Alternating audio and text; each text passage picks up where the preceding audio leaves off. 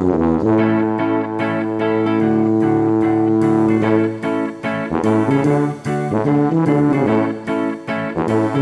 everyone, and welcome to the Double Stuff Podcast, where we double the hosts, double the topics, and double the fun. I'm Charity. And I'm Alan. I'm Dan. I'm Sarah. And for this this season, this season, we're going to revisit some of the topics that we weren't all present for to talk about together.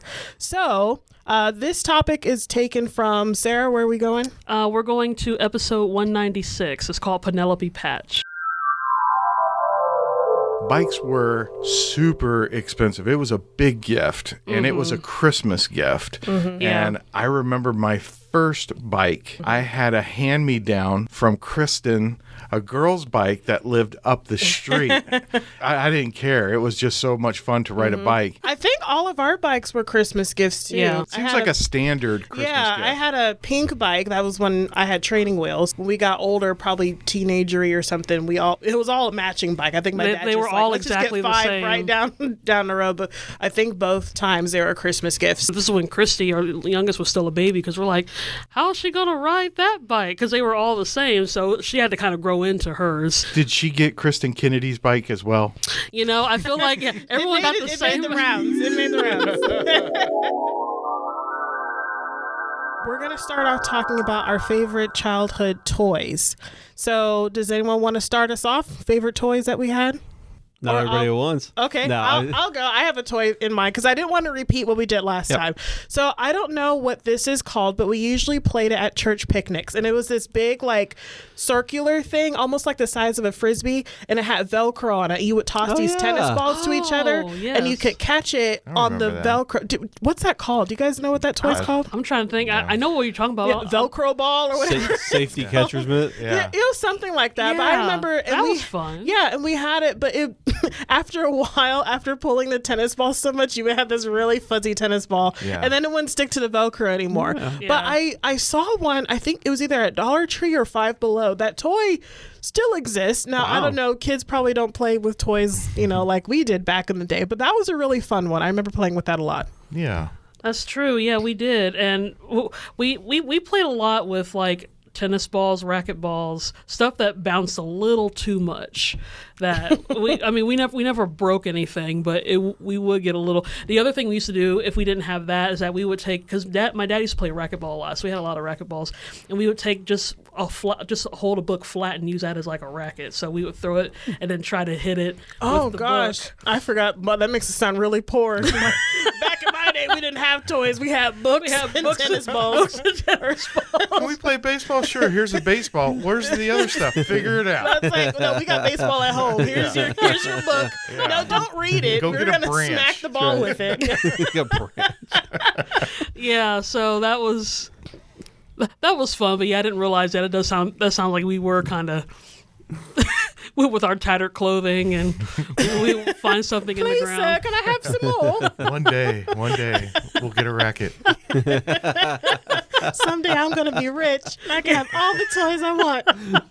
So, but I know, Dan, I know you weren't here for this topic. Do you have any toys that you remember? Yeah. The one that came to mind was my Game Boy, specifically Game Boy Pocket or Game Boy Color. Oh, I played that. You started all the time. with the Pocket? I started with the Pocket originally. Okay. Yeah, not the DMG, not the big white one. I was a little too young for that, but yeah, the Game Boy Pocket was my first handheld. It wasn't my first. We had a NES as a family, but that was that was mine.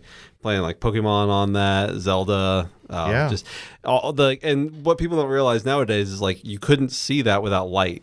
Yeah. The screen is too dark, so you had to like hold it directly under a certain light at a certain angle. So when you're trying to play in the car ride and at night, you'd have to like wait till the lights passed from like the street lights so you could see what you're doing. That sounds so 90s. Like you had to wait for the lights to. But what you could do is you could buy this little tiny plug-in that would plug into the side where like it wasn't really a charging port. It was supposed to be like a data port, but it would like output power and it would be like a little light, like a book light. Oh, luxury. You could just put it over your you could put it over your screen. That's so funny. That sparked a memory of mine. I had the original one, and it had a thing that would clamp onto the top. Yes. And it was a magnifier plus light. Oh. I've seen those. Yeah. Oh my gosh. I remember that. Yeah. Oh, I looked up my game. It's called Throw and Stick or just really? Velcro ball. Well, okay. According to Google. Throw it. Real creative there. I mean, maybe that's the 2024 version toast of the bread. name. And that's a toast. That's a toast. I don't know what like they it. called it back in the Cheese. 90s, but This person of promotion. Let's see. Okay, the first thing that's coming to my mind that we didn't talk about in the other episode. Okay, this is so specific, and in retrospect, it was a weird thing. So, I was given a doll. I don't know how old I was. 8, 9. I don't know. Was it back when you had sticky fingers? Was it given to you? Oh, this was a Christmas present. I did not accidentally find myself. I think I know where this is going. Continue. So it was an adult. Yeah. I was right. This is where it's You going. were given an adult? No, it was an adult. It was a pregnancy doll, Oh. and it was. Okay, so It's hard to explain, too. okay, it's the first thing that came to mind, so I'm trying to describe it. So it came in with the whole, maternity outfit and stuff, and then you could lift the flap of her dress, and you get this exposed belly, and you could do an ultrasound on it. So it came with a holographic ultrasound, and But the belly was attached to the skirt, though. So The like, belly was you attached to could- the skirt, You could yes. lift the skirt up, and then she had no more pregnancy belly. So it was like a detachable thing. Because after she had the baby, the baby was inside the belly, and it was Velcro, and you could essentially take it deliver out. the baby, and then. if you're trying to explain sex to This your is child, wild. this is a horrible doll. Because babies are Velcro to the mom's, Yeah. mom's tummy. Like, it's weird. And I was actually getting ready to say something, and then when the image came up, I wasn't sure how to describe it. It was the first thing that came to mind in terms of a toy that I had for a long time, and mainly I just enjoyed it because she had long hair, and I would play with I would try to braid her hair and stuff. But I remember just staring at it one day, like just looking at Trying it. to figure out where babies come from. Well, I was just trying to figure out why would you make a toy like that. I think that's what it was, and so I don't know. It's one of those things. Sometimes when I get transfixed on something, I tend to just look at it, and I just look at it until it doesn't make sense anymore. Kind of like when you're looking at words. The more you stare at the words, it doesn't like, why is this here? I felt like that's what I was doing with that toy. I was just looking at it and just trying to understand the logic of it, even when I was like 8 or 9, or however old I was when I got that. But I will say it was intriguing the little ultrasound thing. I love the hologram because I've always liked holographic things. So I was more looking at it because it was holographic. We must have lost that because I don't remember the ultrasound. I just remember the detachable Velcro belly. Sounds like Hasbro's OBGYN. I'll try to remember. I wouldn't be surprised. I was just I remember looking at that, and then I remember because I think they got it from Toys R Us. Where you get Pregnancy dolls? Where you get pregnancy dolls. But I remember, I think my dad saw me when we were shopping. I think he saw me looking at it, and he was like, "Oh, maybe she wants that," Because I think, again, I was just looking at it because I was just like, how does that work? And then I got it for Christmas, and I'm like, oh, this is the Well, I thing guess that let's find out. I was like, this is the thing that I was staring at. But yeah, we had that for I don't know how many years, at least until we moved here. So at least probably had it for about 5, 6, 7 years. We had it. The problem with that doll is that the parent is supposed to play with the child and explain, like, hey, this is what happens, not just let the child loose and be like, well, Maybe that's let why. me figure out where babies come from, because then when you see a pregnant lady, you're like, oh, her belly's not detachable. It's not Velcroed on. It's a weird toy to give to a child Yeah. without explanation. But it was, yeah. But like I said, just with the conversation, that was the first toy that came to mind because I was like, Charity brought up the ball with the Velcro thing, so I'm like, okay, I got to think of something else that we had that was weird. So obviously, you guys didn't have random toys like that, I guess again that was just the difference between like girls' toys and guys' toys. Because like I kind of enjoyed the times hanging out with guy friends, and they would have games and stuff, and I was like, oh, that'd be cool. That's because because boys would get like actual toys and like stuff to build with, and then girls would be like, "Here's a kitchen set. Go make a sandwich." Well, but that's the thing about like I won't say that it's only with boys, but I think it's with you can make toys out of anything, Yeah. make a game out of anything. It just just use your imagination, you know? Well, I like the idea with that of easy bake ovens. Right? Yeah, easy like bakes, I want to give this kid like a heating element, like a toy with a heating element attached to it. Yes. He can make food with. We Thinking had about a that, it's wood like, burning kit, I think. Nice. Like Yeah. it wasn't like back in the 60s, it was like an actual was an dangerous actual thing. one, We had yeah. the 90s version where it was it like wasn't hot. safe Yeah. or whatever, but like really, you probably shouldn't give that to a child either. so It's were you like hey, throwing Lincoln logs on the fire? We had Lincoln we had Logs. Lincoln Logs. I forgot about that till just Oh, now. I enjoyed Lincoln Logs. Those were fun because you could build the most weirdest thing out of it. Yeah. We had kind of along the lines of like the wood burning and stuff. We had a pottery wheel that was so disappointing because I wanted to get the pottery wheel like you see on TV. You make stuff and the wheel was like, it only went like 0.6 miles an hour. That's because it was run by a AA battery. Yeah, and I was planning on doing like I'm gonna make a big old huge pot out like my kid logic. I still have yet to do pottery one of these days, but yeah, we had a lot of those.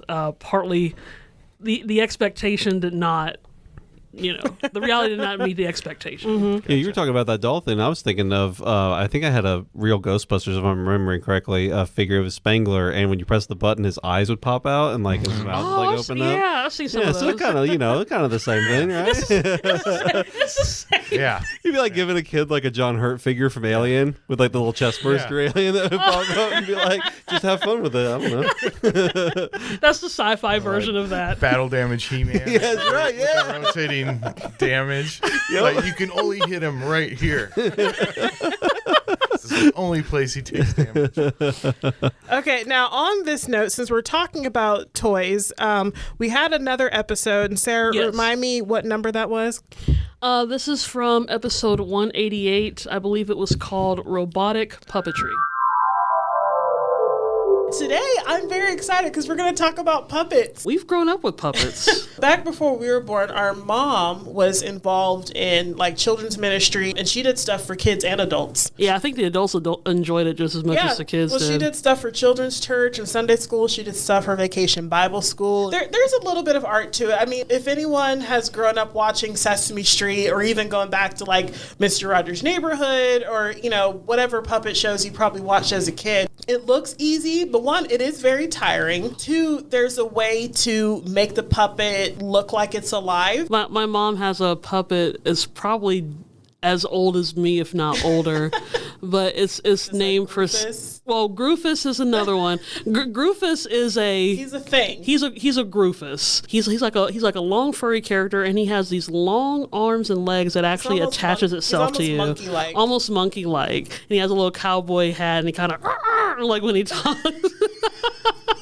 But we've had Groofus for decades. But another one I think that's just as old as Groofus, or might be older, is Priscilla.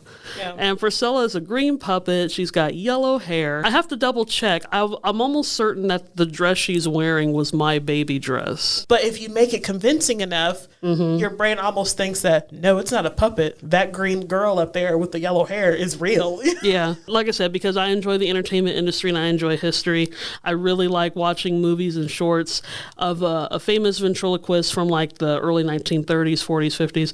But it was Edgar Bergen and Charlie McCarthy. Charlie McCarthy. Very like Mortimer Snurd. And Mortimer Snurd. No.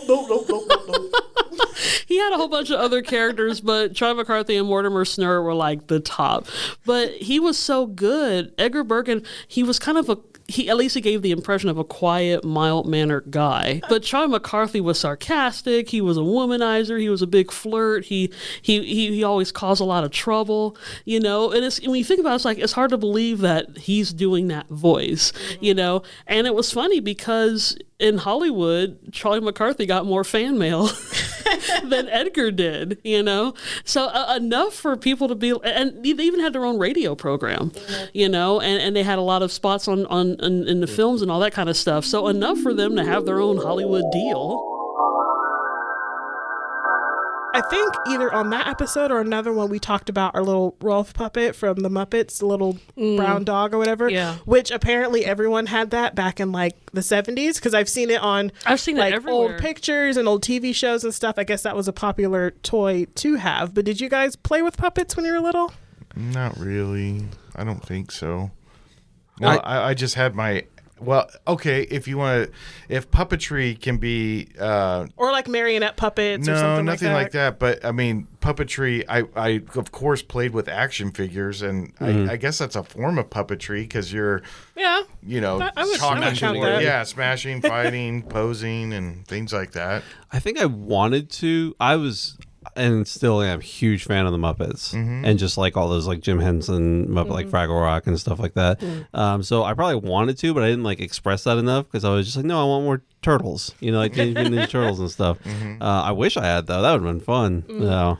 I know I was thinking for arts and crafts projects, we would do the paper bag, like the lunch sack puppets. Yeah. So I don't know. I assume you guys probably did that too. Oh, yeah. So that sort of counts. You may not have had like the actual felt material. They but never you had the last bag though. one. Yeah, Never that's last. true. Yeah. See, I guess because we were creative enough, like I would try to, but it is. You try to keep them as long as possible. I would try to, but I mean, obviously it's a paper bag, so I mean it has a short shelf life. But because other people would be like, "Gah, gah, gah," and then it would just like, just rip up, and their thumb would like come out through the bottom. I guess that would be like the tongue, the tongue of it. You but had stands at home, like people that put wigs on their like little heads or whatever. You put your paper puppets on there. Oh man, you're giving us way too much credit. if I had that kind of forethought, that would have been like, wow, Sarah's a genius. I would still have them somewhere in a trunk, My mom's made a paper bag puppet out of like an actual grocery sack. Like she made a big one. She made a big one. I remember that. She's done that a couple times. So those probably last. I mean, I don't think she still has them, but those last longer than like a little lunch sack. Yeah, what we were saying, Colin, you're talking about like the Muppets and stuff, because in the episode we talked about, because we've grown up with this, like we talked about at the beginning, like the day I was born, my mom was doing a puppet skit. And after the show was like, okay, well, I guess it's time for me to arrive now. So at least you were polite and you waited for the puppet show to end, and then you're like, okay, now we're done. Yeah, like so I was literally born into this. Was it like at a party or something? I think it was an outreach, church right? event. It was a church. like an outreach. It's all part of the show, folks. It is, yeah. Look, a real puppet. A puppet show at a birth. Oh, no holds barred. That's why I got the doll. They were like, see, this is a puppet it's too. a real come to Jesus moment for the kids at church. So we've been doing this our whole lives. So we've been taught how to accurately operate puppets and stuff like that. So we were talking about, because we did grow up watching Sesame Street and stuff. We had this. We didn't last too long, but like this mini debate, like, can costumes be puppets? And so, because we were like, is Big Bird a costume or is Big Bird a puppet? And so, we're getting into like metaphysical. Like, well, because he's operated like a puppet. He's operated Am like I a puppet? Of my mind? Who's pulling the strings? The government's What's watching. real? Am I in the Matrix right now? Is this podcast trying to tell real? me to wake up? Well, the one thing's like, whose hand is Is operating? egg theory real? That's why we did it, so we can give you another existential crisis. We don't have time for a crisis on this show. But yeah, we were just talking because we were like, well, because we think Big Bird operates like a puppet does, but it takes a whole body for it to fit into. So we were just kind of talking about that one, especially even with Muppet characters, like some of them, they're costumes, but even the mannerisms in the mouth is puppet-like. So we were just trying to see, like, and since it was just the two of us, we're curious what your thoughts are. Do you think a costume could be a puppet, or can a puppet be a costume, or something like that? Is that something that you've actually thought about? That's funny. What were the? I'm trying to think of the name of the like ostrich things from the Dark Crystal. They look kind of like vultures or something. See, I've never seen it. Talking about the villains, right? It starts with like an S. Yeah, I wanted to say it was like something. Anyway, I know what you're talking about. But I went to a Halloween festival like in the Castro in San Francisco. This would have been like early 2000s, but there were two of them, and they looked like they were straight out of Jim Henson Creation Studio. I mean, it was really impressive, and I don't know. That's pretty interesting. Skeksis. Skeksis. Yeah. Wait, how do you spell that? Skeksis is Skeksis. And they talked real funny. That sounds a bit Seussical too. So there was that, and there was the Gelflings. The Yeah. Gelflings. Yeah, the little elf things. that were like little like the main characters. Yeah.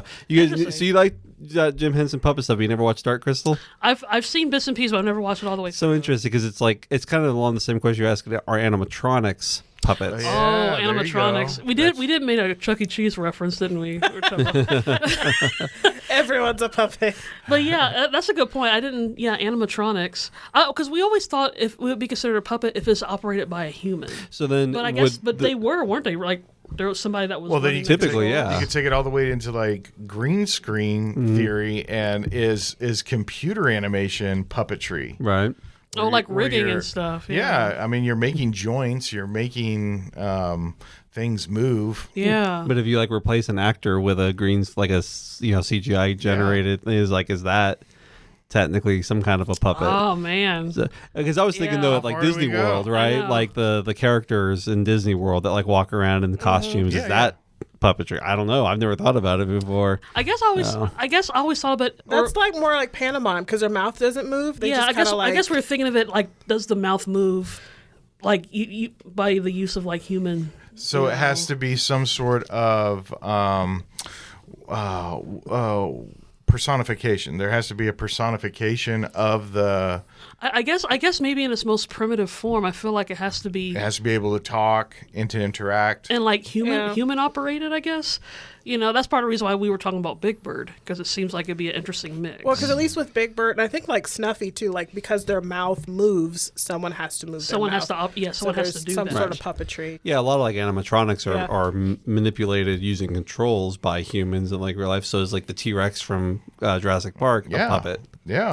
His jaw is a puppet. Is Jaws, but yeah. Oh yeah. Yeah. You know what? I actually kind of thought. I wonder if that does fit. Would Jaws be a puppet? Of course it fits. Yeah, looking at the behind the scenes stuff. His name is definitely- Bruce. Put some respect on it. We don't eat fishes.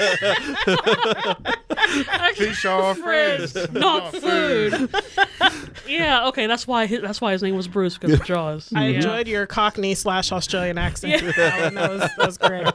So, but yeah, that was just. But I mean, we talked. I mean, we went into more detail today than we did in the episode. But yeah, it's just. That's just been our upbringing and ventriloquism and all that kind of stuff. Really quick before we end, because I forgot to ask you, Alan, since you are the only one with kids, did your daughters have a favorite toy that they played with growing up? Oh, okay, yeah. Or what toy did you buy them? Do you think they enjoyed the most? Things that are still in their room that mean a lot would be like stuffed animals. The American Girl vehicles we can't seem to let American go Girls. of. Yeah. Well, they're starting to increase in price now. Yeah, I feel They've- like those are worth something. I mean, no? it might not Sure. be. It might not be. It might not be.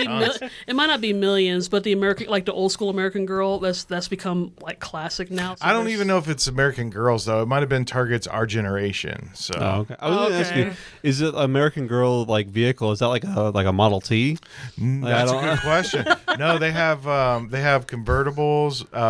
They have like Jeeps. They have. I was thinking like We also American have- Girl we dolls, have like the like ones a- that like this person one died that- of syphilis, and Yeah. this is a doll of her. Well, within the past like decade, no, actually about 20 years, they've added new girls. Oh, okay. Because at the time, the original ones it ended with Molly, which was in 1944. That was, World War II. World War II, but now they have all the ones from like the 1930s, 1970s, 1980s. So I was So an '80s convertible would be an American Girl car. yeah, Okay. yeah. So now it's reaching a couple new generations within new eras. Now there's So- going to be like a 2010 American Girl doll.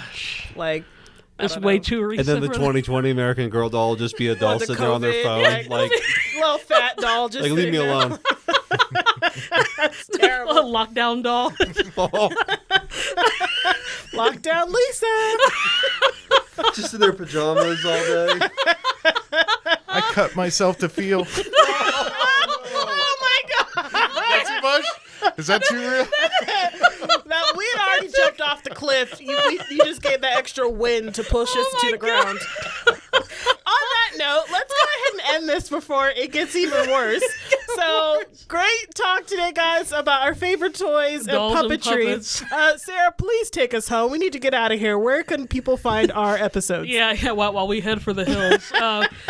Check us out at doublestuffpod.com. We have over 200 episodes that you can listen to. Sorry, we're enjoying Alan's little... This was existential crisis. He's like laughing himself to oblivion. Check us out on Facebook.